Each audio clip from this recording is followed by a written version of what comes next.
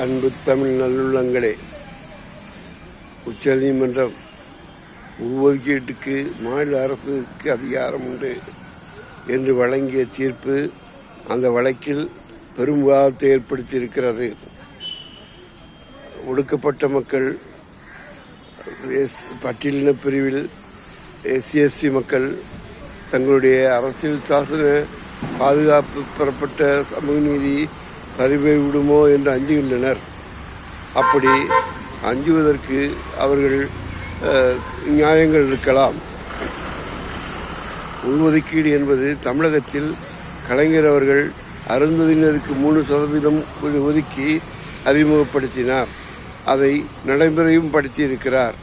இன்று பலர் அந்த சமூகத்திலிருந்து மருத்துவர்களாக, பொறியாளர்களாக, அரசு துறை பணிகளில் பலர் வேலையில் பங்கெடுக்கின்றனர். அந்த சமூகம் ஒரு சுயமரியாதையுள்ள சமூகமாக வாழ ஒரு பொருளாதார பங்கீடு செய்யப்பட்டிருக்கிறது என்பதுதான் உண்மை.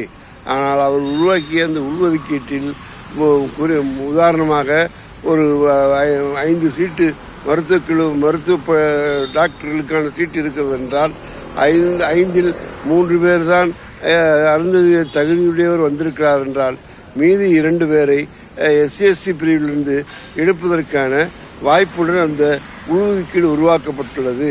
ஆனால் ஆந்திராவில் உள்ஒதுக்கீடு அந்த ஆந்திராவினுடைய சமூக நீதியில் SC மக்களுக்கு பிளாக் வைஸாக அந்த சமூகத்தை பல பிளாக்குகளாக பிரித்து ஒரு பிரிவிலிருந்து இன்னொரு பிரிவுக்கான இடஒதுக்கீடு சலுகை போகாதபடிக்கு செய்திருக்கிறார்கள். அந்த பிரிவில் வந்தால்தான் அவர்கள் அதை அனுமதிக்க முடியும். வரவில்லை என்றால் அந்த பிரிவுக்கு அந்த இடத்தை நிரப்புவதற்கு இன்னொரு பட்டியலின சமூகம் அங்கே உள்ள போக முடியாது என்ற அடிப்படையில் தான் அந்த இடஒதுக்கீடு உள்ளது. ஆனால் உச்சநீதிமன்ற தீர்ப்பு இந்த மாநில அரசுக்கான உரிமையை அங்கீகரித்தது ஒருவரும் இருக்கும். அரசியல் சாசனத்தின் மீது அரசியல் சாசன பாதுகாப்பு உடன் கிடைக்கின்ற SC மக்களுடைய இடஒதுக்கீட்டு சமூக நீதி கொள்கை பாதிக்கப்படுமோ என்று அஞ்சுகிறார்கள். அதை ஒட்டி இன்று பெரும் விவாதம் கிளப்பப்பட்டிருக்கிறது. அது மட்டுமல்ல, நாடு தழுவிய போராட்டத்தை வலியுறுத்தியிருக்கிறார்கள். மாயாவதி அரசியல் என்பது கிட்டத்தட்ட பார்ப்பனர்களுக்கு உதவி செய்கின்ற அரசியலாகவே பார்க்க வேண்டியிருக்கிறது. இன்று உத்தரப்பிரதேசத்தில் மாயாவதி 2 முறை ஆட்சி செய்தார்.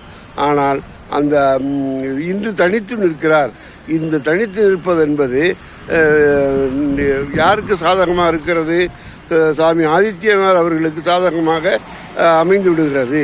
அதே நேரத்தில் மாயாவதி ஆண்ட அந்த மாநிலத்தில் தொடர்ந்து தலித்துக்கள் மாட்டுக்கறி வைத்திருந்ததாக, விற்பனை செய்ய போனதாக, அடித்து நொறுக்கப்படுவதாக செய்தி வருகிறது.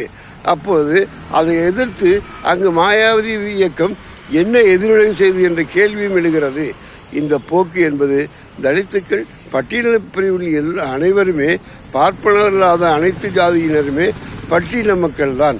அப்படி இருக்கும் தருவாயில்தான் EWS 10% இடஒதுக்கீட்டை இந்த BJP அரசு அன்று அறிமுகப்படுத்தியது. அதை எதிர்த்த ஒரே ஒரு கட்சி திமுக தான். இன்றும் திமுக அந்த EWS 10% தமிழகத்திலே அமுல்படுத்த மறுக்கிறது. இடஒதுக்கீடு என்பது அனைவருக்குமான வளர்ச்சிக்கான திட்டம். அந்த திட்டத்தையே அவர்கள் ஆரிய பார்ப்பன சக்திகள் நமக்குள் மோத தயாராக்கி விடுவதுதான் அவருடைய வெற்றி. இன்று சசிகலா அவர்கள் வழக்கை நாம் பார்க்க வேண்டும்.